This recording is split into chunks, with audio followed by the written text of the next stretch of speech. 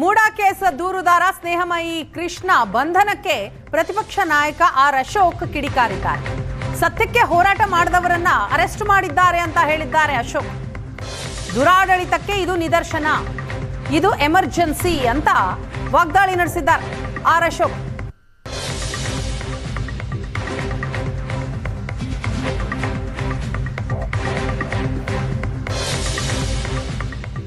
ದುರಾಡಳಿತದ ಪರಮಾವಧಿ.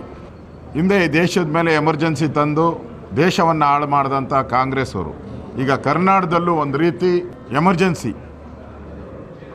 Court ಆವರಣದಲ್ಲೇ ಯಾರು ಸತ್ಯಕ್ಕೋಸ್ಕರ ಹೋರಾಟ ಮಾಡ್ತಾಯಿದ್ರು, ನ್ಯಾಯಕ್ಕೋಸ್ಕರ ಹೋರಾಟ ಮಾಡ್ತಾಯಿದ್ರು.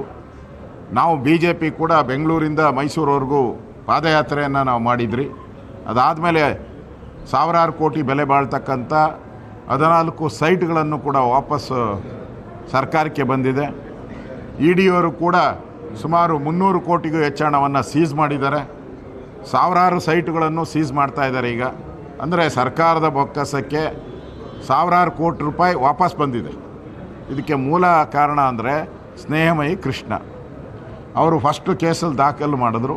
ಅದಾದಮೇಲೆ ಈ ಘಟನೆಗಳೆಲ್ಲ ಆಗಿದೆ. ಅಂಥವ್ರನ್ನೇ ಯಾರು ಗಾಂಧೀಜಿಯ ಆದರ್ಶಗಳನ್ನು ಇಟ್ಕೊಂಡು ಹೋರಾಟ ಮಾಡ್ತಾ ಇದ್ದಾರೆ, ಆ ಗಾಂಧೀಜಿಯ ಆದರ್ಶಗಳ ವಿರುದ್ಧವಾಗಿ ಕಾಂಗ್ರೆಸ್ ಅವರು ಅವ್ರನ್ನ ಕೋರ್ಟ್ ಆವರಣದಲ್ಲಿ ಬಂಧಿಸಿರುವಂಥದ್ದು ಅಕ್ಷಮ್ಯ ಅಪರಾಧ.